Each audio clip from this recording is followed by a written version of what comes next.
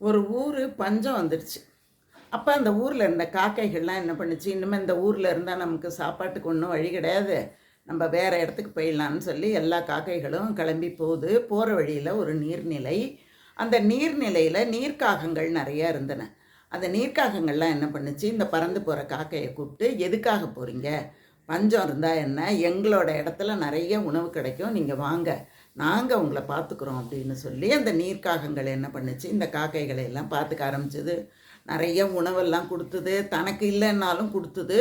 கொஞ்ச நாள் ஆன பிறகு நாடு நல்ல வளமுள்ள நாடாக மாறிட்டுது அப்படின்னு இந்த காக்கைகளுக்கு தெரிய ஆரம்பிச்சது. உடனே எல்லாம் நம்ம ஊருக்கு போகலாம் அப்படின்னு முடிவு பண்ணும்போது ஒரு காக்கை சொல்லுச்சு, இவ்வளவு நாளும் இந்த நீர்க்காகம் நம்மளை பார்த்துக்கிட்டதில்ல, அந்த நீர்க்காகத்துக்கு ஒரு நன்றி சொல்லிட்டு ஏதாவது ஒரு பரிசு கொடுத்துட்டு போகலாம் அப்படின்னு சொல்லுச்சு.